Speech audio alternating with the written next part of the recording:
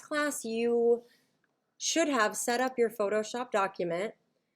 So here's my Photoshop document. You should have saved some images, several in case one doesn't work, and then you should have a folder with all of that inside of it. So I'm going to go to my Photoshop document,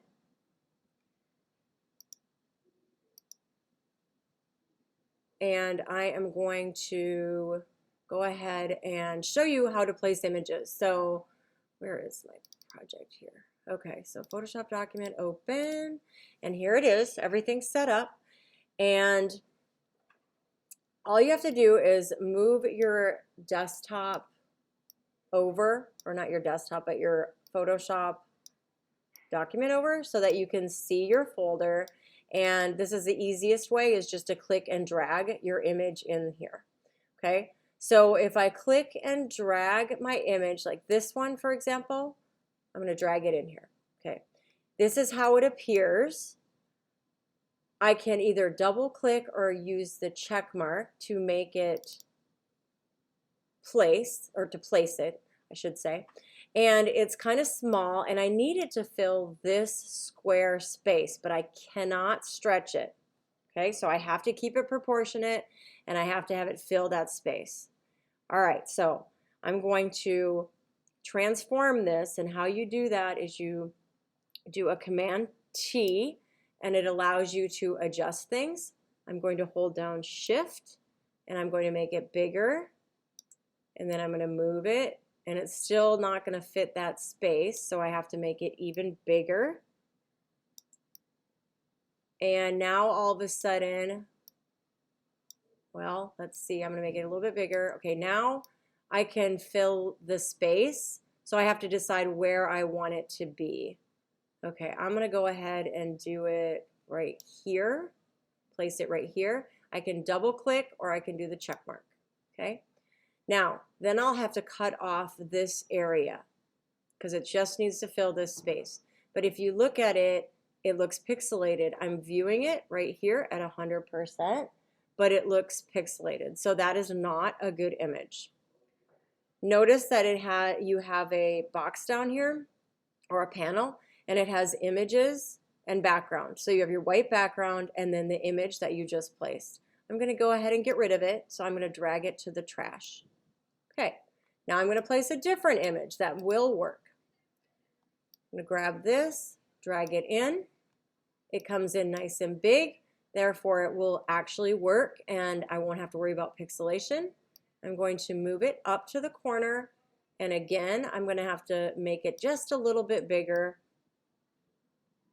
It's already selected, so I can actually go to the corner, hold down Shift, and make it bigger to fill the space. Again, you're just filling this space. So double click, or click on the check mark. And now I got to figure out what part of it do I want to be showing. So I'm just going to pick right here. Okay, so this part will need to be removed. Once you have this, then you will go ahead and get rid of any excess part that you don't need. So right here, this is the layer we're working on. Again, this is the background, this is the layer. I'm going to click on this. Actually, double click on, no, I lied. Okay, I'm going to rename this. So if you just click right here and highlight it, so you have to click right on the actual letters 2 times, and then you can rename it. So this will be panel, or how about image 1. Okay. Notice this right here, this little icon, that means it's a smart object.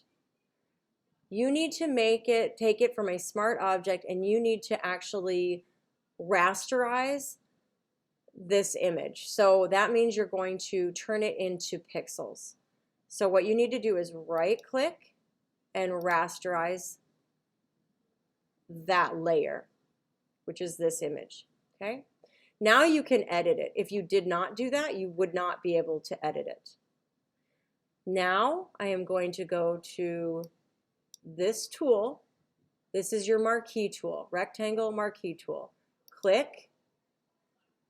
Notice your colors right here. This is black and white. I'm going to select, click and drag. So select this area. You don't have to get it exactly, just this area in general. And I am going to delete. Okay? This thing, it looks like little marching ants. That means it's selected. Now I want to deselect. I don't want that selected anymore. I do a Command D.